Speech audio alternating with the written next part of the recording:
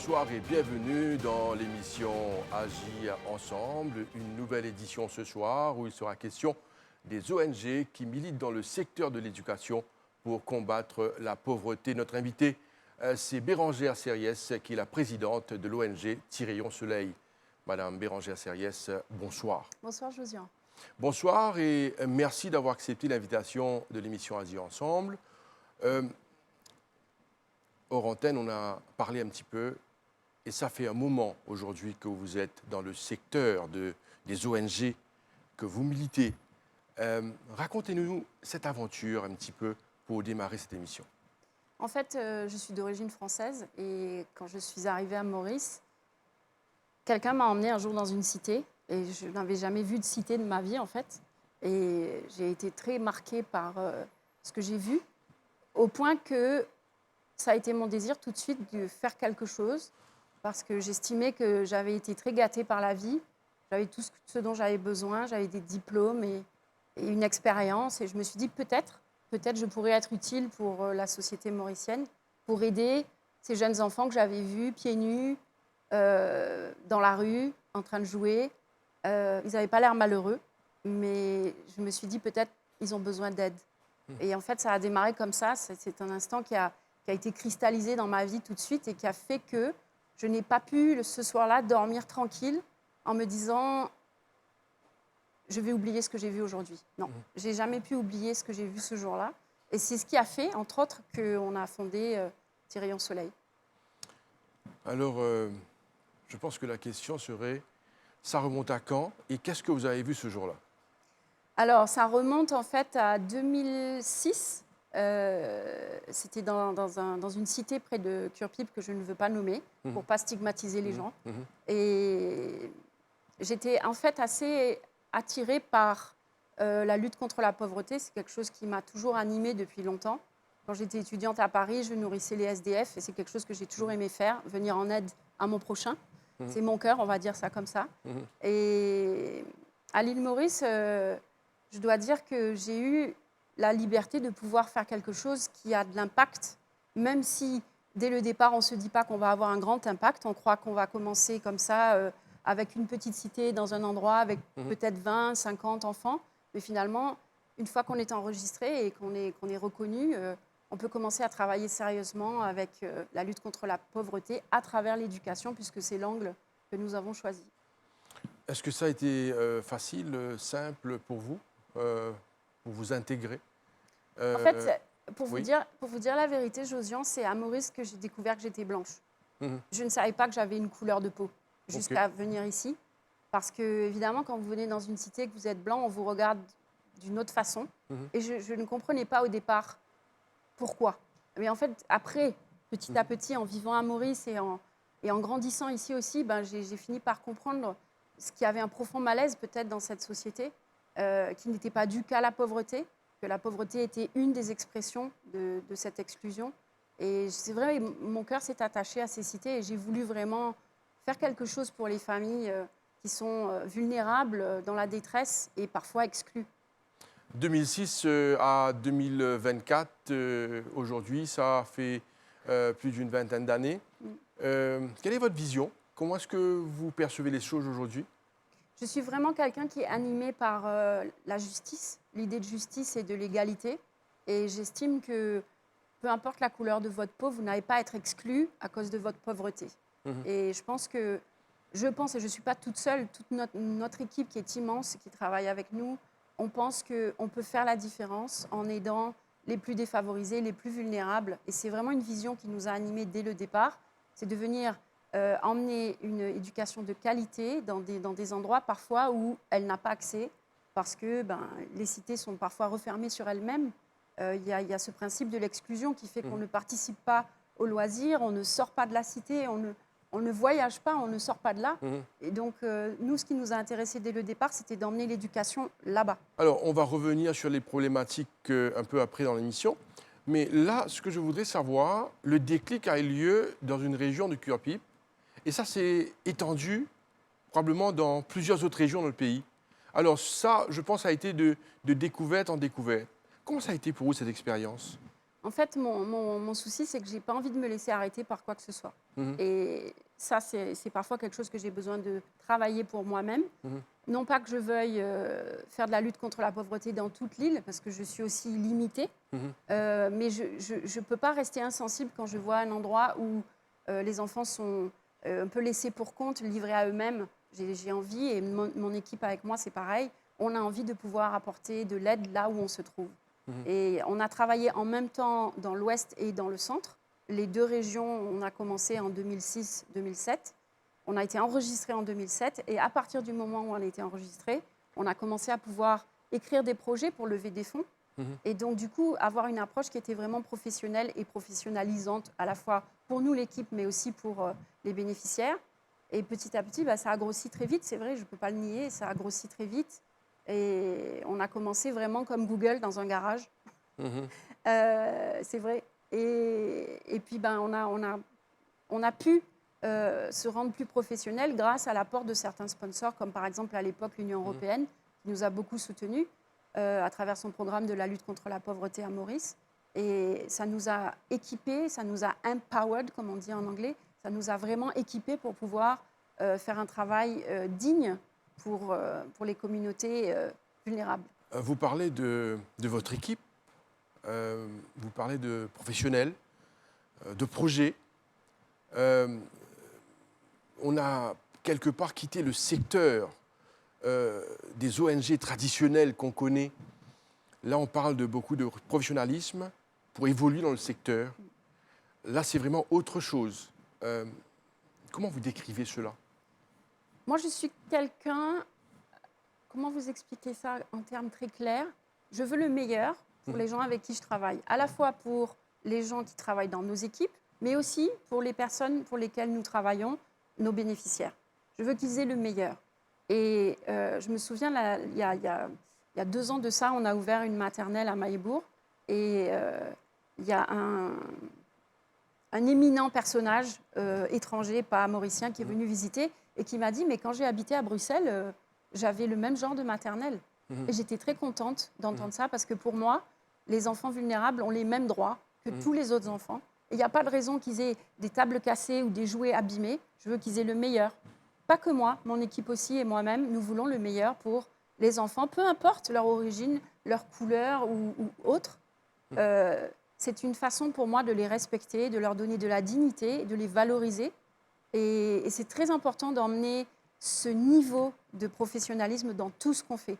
Ce n'est pas une chaise cassée, c'est une bonne chaise et c'est aussi un bon geste et c'est aussi un rapport qui va être professionnel avec les bénéficiaires qui font que, dans l'ensemble, notre niveau d'excellence doit monter. On ne peut pas juste vouloir les choses au ras du sol. On veut vraiment pouvoir aider les personnes à se sentir bien traitées et aussi à leur donner de la valeur. Vous avez parlé de vos projets, de l'Union européenne également. Alors, ce qu'on veut savoir, comment vous collectez des fonds, comment vous évoluez, avoir des écoles un peu partout dans l'île, et surtout, on parle de formation, de l'éducation. Ça a un coût, comment vous faites? Donc il y a plusieurs façons de le faire. La première chose qu'on a commencé à faire chronologiquement, c'est d'écrire des projets un peu partout et voir qui allait répondre à nos demandes. Et petit à petit, avec le temps, on a évolué vers des partenariats très solides avec des fondations, avec des entreprises, avec le gouvernement. Et ce sont ces 3 choses ensemble qui font qu'on peut réaliser tout ce qu'on fait aujourd'hui. Donc, par exemple, on a eu un partenariat très longtemps avec, comme vous l'avez cité, le DCP de l'Union européenne. Ensuite, on a eu des partenariats avec des fondations très solides. Donc, on travaille aussi avec une fondation, notamment, je la cite, c'est Livina Foundation, qui nous aide au niveau de l'éducation. On travaille aussi avec l'ANSIF. On est un service provider pour l'ANSIF. Donc, du coup, tout ça emmène une certaine solidité au niveau financier qui nous permet de vraiment pouvoir faire ce qu'on fait avec, on ne dira pas sans stress, parce que c'est jamais donné d'avance, mais disons que je pense qu'à un moment, quand on est professionnel dans ce qu'on fait, on rassure les sponsors. Les sponsors voient le travail accompli et ils sont d'accord pour participer parfois à des gros challenges, à des gros défis qu'on leur demande. Combattre la pauvreté à travers ou par l'éducation, est-ce que c'est un moyen? C'est un des moyens. Moi, c'est l'angle qu'on a choisi au sein de Tirrayon Soleil. Mais quand on dit éducation, on peut dire aussi lutte contre les traumas, on peut dire aussi accompagnement, on peut dire aussi travail social, on peut dire aussi empowerment, ce mot qui n'a pas d'équivalent en français, équipement, on va dire, des familles, des jeunes, des femmes qui sont exclues. On peut dire aussi inclusion, on peut dire tout ça. Et tout ça, ça passe par l'éducation à un moment. C'est-à-dire, si vous arrivez à avoir un enfant toute une journée avec vous, du matin 8 heures jusqu'à l'après-midi 3 heures, vous allez pouvoir faire une différence dans la vie de cet enfant et dans la vie de sa famille également. Ce n'est pas seulement l'enfant avec lequel on travaille, l'éducation se fait aussi. On avait fait un projet à une époque qui s'appelait l'éducation tout le long de la vie, parce qu'on voulait aussi toucher les familles. C'est très important de savoir qu'on ne travaille pas qu'avec un enfant qui, une fois qu'il a quitté l'école, salut, on ne le voit pas. Non, en fait, cet enfant, il fait partie d'une entité qui est la famille, d'une cellule familiale, peu importe comment elle est, mais nous, on veut aussi travailler avec cette cellule familiale pour pouvoir justement avoir une approche qui est holistique et qui vraiment concerne tout le monde. De retour sur le plateau de l'émission Agir ensemble, notre invitée c'est Bérangère Serriès qui est la présidente de l'ONG Rayon Soleil. Madame Serriès, est-ce que cela constitue d'un énorme travail, de beaucoup de travail? J'aimerais bien que vous me parliez de vos équipes. C'est beaucoup de personnes, c'est le personnel de vos équipes en fait. Comment ça fonctionne? Racontez-nous tout ça. En fait, Josiane, on ne peut pas venir en aide à personne sans quelqu'un. Ce n'est pas quelque chose que l'intelligence artificielle peut créer. On a vraiment besoin de gens pour aider les gens. C'est-à-dire, si vous n'avez pas un humain qui est là pour aider un autre humain, pour lui prendre la main et lui dire « Allez, viens, lève-toi, je t'accompagne », la personne va rester là où elle est. On a parfois besoin de gens qui sont formés dans l'éducation, donc qui ont fait un parcours typique de professeur. On a aussi besoin de psychologues, on a besoin d'infirmières, on a besoin d'orthophonistes, on a besoin d'ergothérapeutes, on a besoin de cuisinières, on a besoin de managers pour gérer les projets, de comptables pour gérer les finances. Et donc, tout ça, ça fait une énorme équipe aujourd'hui. On est à peu près entre 50 et 60 à travailler quotidiennement.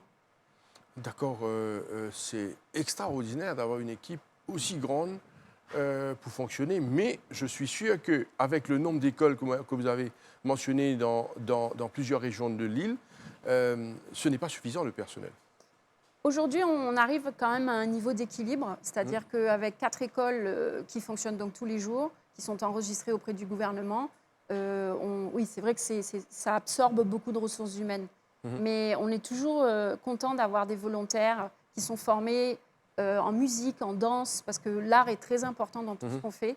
On est toujours d'accord pour avoir des volontaires qui viennent aider. S'il y a un médecin qui a sur son cœur de venir aider, et c'est avec joie. Si quelqu'un qui a une compétence particulière en psychologie, peu importe, a envie de venir donner du temps, ou simplement une personne qui est à la retraite et qui a envie de lire des histoires avec les enfants, c'est top. Parlez-nous un petit peu des pédagogies que vous utilisez dans vos écoles, parce que quand vous avez parlé des enfants avec lesquels vous travaillez, je pense que ces enfants ont beaucoup de besoins. Donc, quelle est la stratégie, quelle est la pédagogie que vous utilisez? Donc, pour répondre à votre question, tout d'abord, sachez qu'en tant qu'ONG et école enregistrée auprès du gouvernement, on suit le programme gouvernemental. D'accord ? Mais avant ça, on a beaucoup travaillé sur ce qu'on appelle les pédagogies différenciées.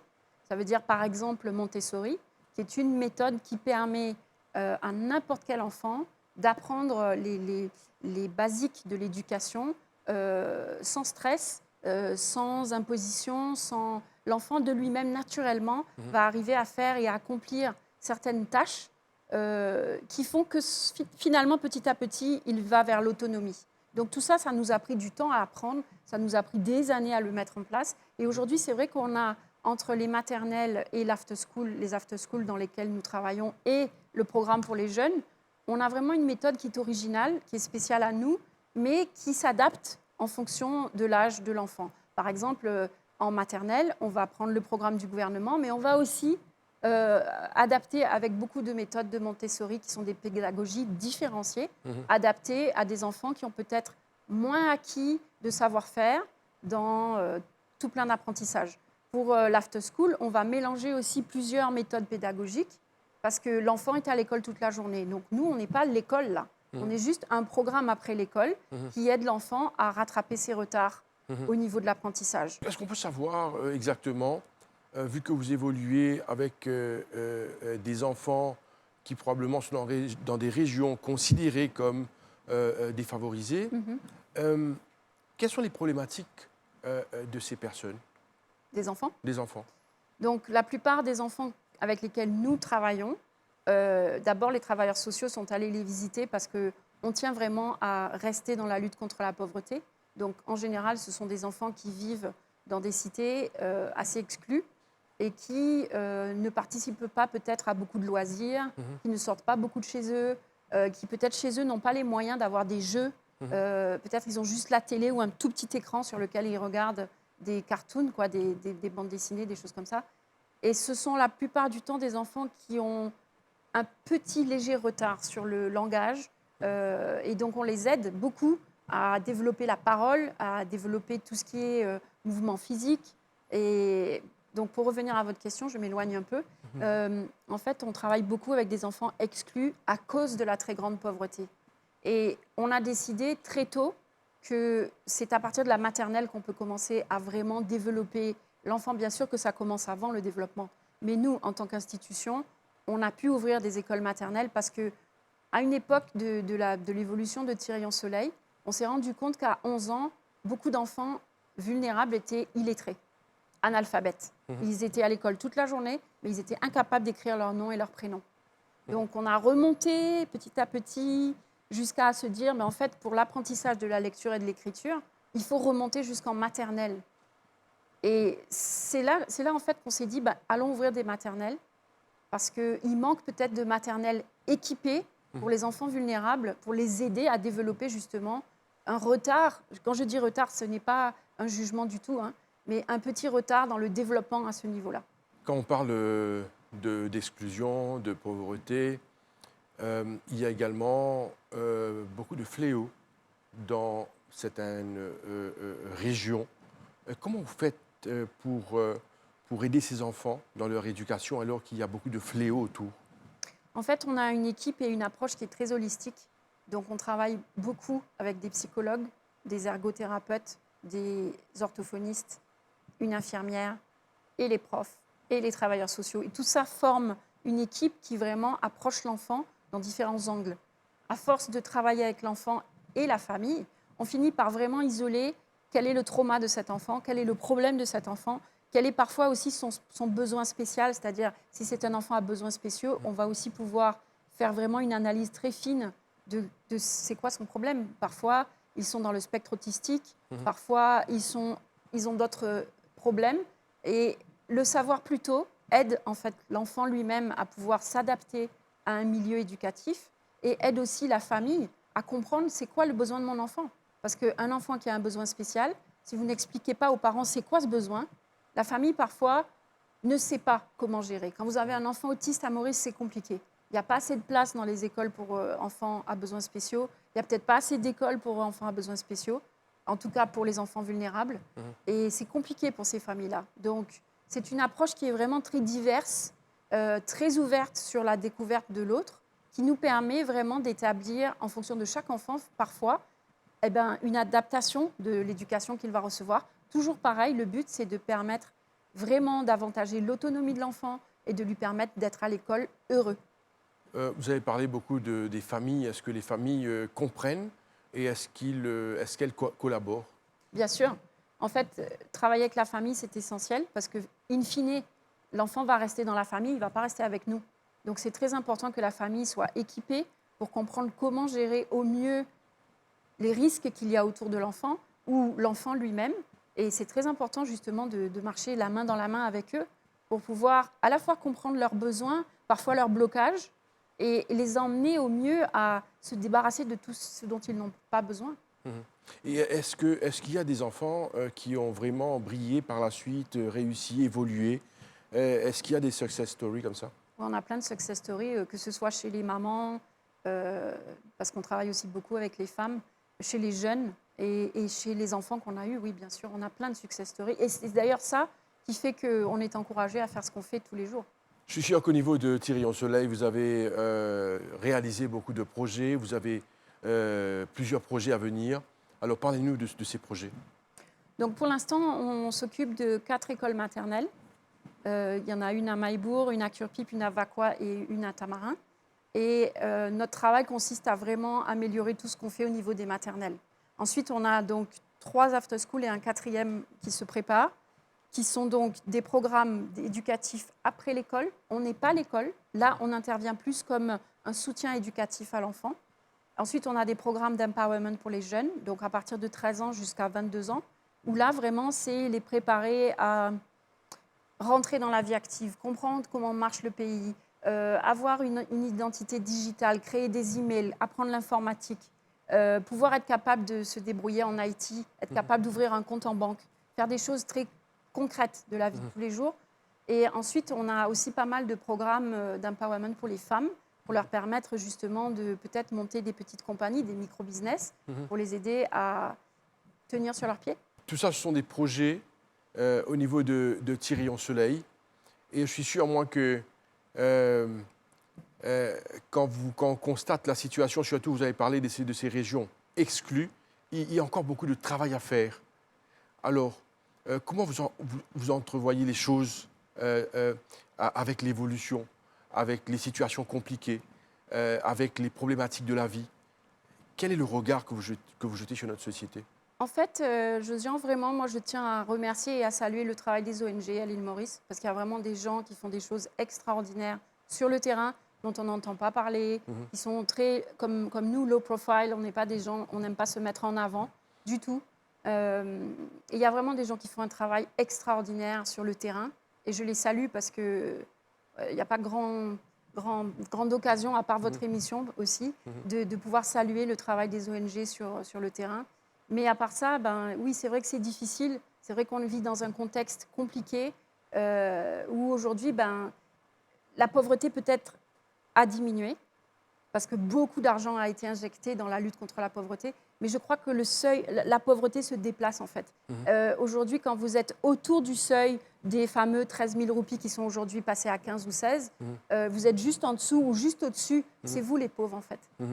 Parce que vous n'avez peut-être pas droit à être soutenu parce que votre salaire est juste à la limite.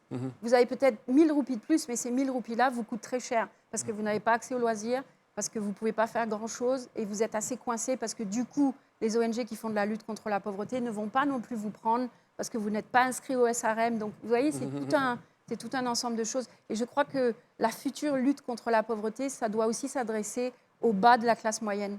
C'est-à-dire vraiment cette classe qu'on ne voit pas trop, qui est assez invisible dans les radars et qui lutte, parce que c'est dur aujourd'hui. Vous faites vos courses dans un supermarché, ben, on est tous pareils, hein.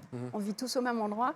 Et je crois qu'il y a vraiment des familles qui ont des gros problèmes et qui peut-être n'osent pas le dire, parce que justement, ben, il y a tout cet environnement qui fait qu'on est entraîné à consommer, on est entraîné à faire des choses. Et parfois, ces familles-là n'ont pas accès. Vous avez beaucoup parlé de loisirs. Est-ce que c'est une partie importante pour le développement des enfants et de la famille, pour vous?